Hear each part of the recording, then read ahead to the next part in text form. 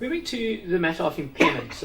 Again, impairment fairly complex under IAS 39, different impairments for different classifications, etc. So that was one of the drivers for reviewing the standard. So we have a new approach, which is quite different from what we have in the past. Could you just take us through the rationale and the steps involved in the new process? And in particular, whilst you're doing that, to give a particular view on how non-financial institution businesses would potentially apply the new thinking. A couple of parts to that question. So let me start with 39 again, just talk to what 39 actually does. IAS 39 is what we call an incurred loss model. Incurred loss means that you actually have to wait for an objective indicator that a loss has happened before you can start to provide for those losses. It does have what we call IBNR, incurred but not reported component to it. And IBNR allowed banks to a certain extent to anticipate the losses that they thought had been incurred, but they just hadn't found yet in their book. So there was an element of anticipation going in, but generally speaking, the way 39 worked is you waited until a loss event had actually happened and recognized it at that stage. The problem, and this is an unusual one, even for banks who are actually raising the provisions, and no bank likes provisions on its books, but even banks who are raising the provisions were very concerned with 39 that it led to providing too late in the cycle.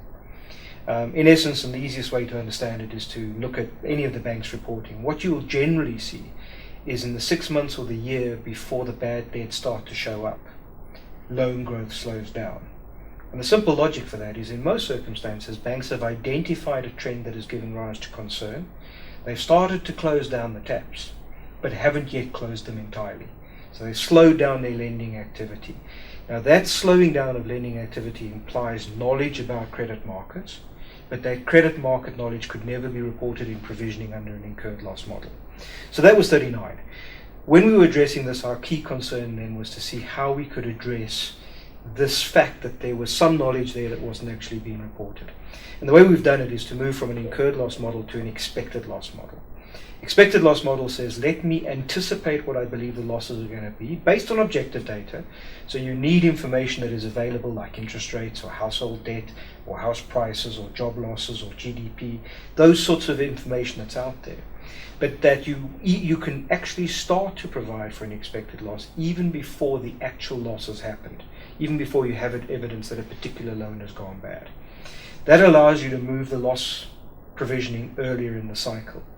And because of that, we've changed from the IAS 39 approach, which was you had a performing book and you've got a non-performing book, to under IFRS 9, you have a performing, you have an underperforming, a book where your pricing for credit does not quite anticipate, doesn't cover the losses you expect to make, and then a non-performing book in a similar way to 39. The additional classification allows us to allow banks and other organizations to provide for losses earlier in the cycle to actually anticipate what's coming. Now, in a bank environment, that's great. Banks keep a huge amount of data about their clients. They've got a lot of understanding about the drivers of bad debts with their clients. They use that information in pricing, so they're looking at that information well in advance. They have the data to be able to do this. As soon as you move outside of the banking sector, it becomes a lot more difficult. People don't keep that sort of data. And so what we've built into the standard is a lot of simplifications.